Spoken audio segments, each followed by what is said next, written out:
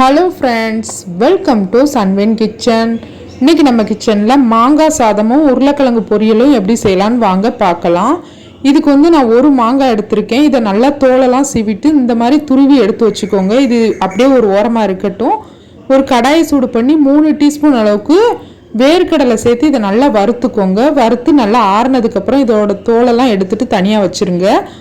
அதே கடாயை சூடு பண்ணி 2 டீஸ்பூன் அளவுக்கு எண்ணெய் சேர்த்துக்கோங்க. எண்ணெய் சூடானதுக்கப்புறம் 1/2 டீஸ்பூன் கடுகு சேர்த்து இந்த மாதிரி பொரிஞ்சதுக்கப்புறமா கொஞ்சமாக கருவேப்பிலை சேர்த்துக்கோங்க.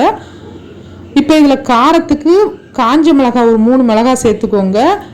கடலைப்பருப்பு ஒரு 3 டீஸ்பூன் சேர்த்துட்டு நம்ம வறுத்து வச்சுருந்து தோலெல்லாம் எடுத்துகிட்டு வச்சுருக்கோம் பார்த்தீங்களா, அந்த வேர்க்கடலையும் இதோடு சேர்த்துட்டு ஒரு 2 நிமிஷம் நல்லா வறுத்துக்கோங்க. இதில் ஒரு 1/2 டீஸ்பூன் அளவுக்கு பெருங்காயத்தூள் சேர்த்துக்கோங்க. 1/2 டீஸ்பூன் மஞ்சள் தூள் சேர்த்துக்கோங்க. இப்போ இது ஒரு 2 நிமிஷம் வதங்கினதுக்கப்புறமா நம்ம துருவி எடுத்து வச்சுருக்கோம் பார்த்தீங்களா மாங்காய், அதை சேர்த்துட்டு இதுக்கு தேவையான அளவுக்கு கொஞ்சமாக உப்பு சேர்த்துக்கோங்க. இப்போ இதை நல்லா மிக்ஸ் பண்ணி விட்டு ஒரு 2 நிமிஷம் மட்டும் வதக்கிக்கோங்க. மாங்காய் நம்ம துருவி சேர்த்துருக்கிறதுனால சீக்கிரமாக வெந்துடும். அதனால் நீங்கள் ஒரு 2 நிமிஷம் மட்டும் இதை வேக வச்சா போதும். இப்போ பாருங்கள், 2 நிமிஷத்துலேயே நல்லா வதங்கி வந்திருக்கு, நல்லா வெந்துருச்சு மாங்காய். இதில் இப்போ நம்ம சூடான நல்லா வடித்த சாதத்தை சேர்த்துக்கோங்க. சேர்த்துட்டு நல்லா மிக்ஸ் பண்ணி விட்டோம் அப்படின்னா மாங்காய் சாதம் சிம்பிளாக ரெடி ஆயிரும். இதை நீங்கள் குழந்தைங்களோட லஞ்ச் பாக்ஸுக்கு கூட கொடுத்து விடலாம். பாருங்கள், வெறும் 5 நிமிஷத்தில் இந்த மாங்காய் சாதம் சூப்பராக ரெடி ஆயிடுச்சு. டேஸ்ட் சூப்பராக இருக்கும். இப்போ நம்ம உருளைக்கிழங்கு பொரியல் எப்படி செய்யலான்னு வாங்க பார்க்கலாம். 3 மீடியம் சைஸ் உருளைக்கிழங்க தோலெல்லாம் சீவிட்டு இந்த மாதிரி கட் பண்ணி தண்ணியில் போட்டு வச்சுருக்கேன். இப்போ ஒரு கடாயை சூடு பண்ணி 3 டீஸ்பூன் அளவுக்கு எண்ணெய் சேர்த்துட்டு கொஞ்சமாக கடுகு சேர்த்து பொரிஞ்சதுக்கப்புறம் கொஞ்சமாக கருவேப்பிலை சேர்த்துக்கோங்க.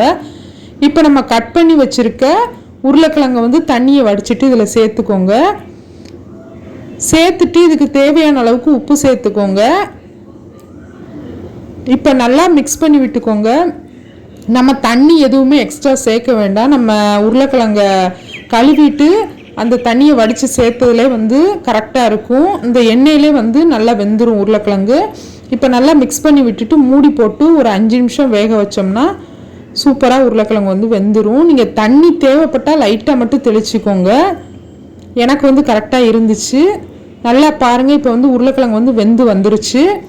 அந்த எண்ணெயிலே கரெக்டாக வெந்துடும். நல்லா மிக்ஸ் பண்ணி விட்டுட்டு இப்போ இதுக்கு காரத்துக்கு நம்ம வீட்டில் குழம்பு மிளகாய் தூள் அரைச்சி வச்சுருப்போம் பார்த்தீங்களா, அதுலேருந்து ஒரு 3 டீஸ்பூன் சேர்த்துருக்கேன். நீங்கள் உங்களுக்கு காரம் எந்த அளவுக்கு தேவையோ அந்த அளவுக்கு சேர்த்துக்கோங்க. சேர்த்துட்டு நல்லா மிக்ஸ் பண்ணி விட்டுருங்க. மசாலாவோட பச்சை வாசனை போகிற அளவுக்கு நல்லா வதக்கி எடுத்திங்கன்னா உருளைக்கிழங்கு பொரியலும் ரெடி ஆயிரும். ஒரு 2 நிமிஷத்துலேயே மசாலாவோட பச்சை வாசனைலாம் போய் சூப்பராக ரெடி ஆயிரும். இப்போ பாருங்கள், உருளைக்கிழங்கு பொரியலும் சூப்பராக ரெடி ஆயிடுச்சு. இப்போ நம்ம ரெடி பண்ணி வச்சுருக்க மாங்காய் சாதத்து கூட இந்த உருளைக்கிழங்கு பொரியலை வச்சு சாப்பிட்டோம் அப்படின்னா டேஸ்ட்டு சூப்பராக இருக்கும். இந்த மாங்காய் சீசன் இருக்கும்போதே கண்டிப்பாக நீங்களும் இந்த ரெசிபியை செஞ்சு பாருங்கள். இந்த வீடியோ உங்களுக்கு பிடிச்சிருந்துச்சுன்னா இந்த வீடியோக்கு லைக் பண்ணிக்கோங்க. என்னோட சேனலை மறக்காமல் சப்ஸ்கிரைப் பண்ணிக்கோங்க. தேங்க்யூ.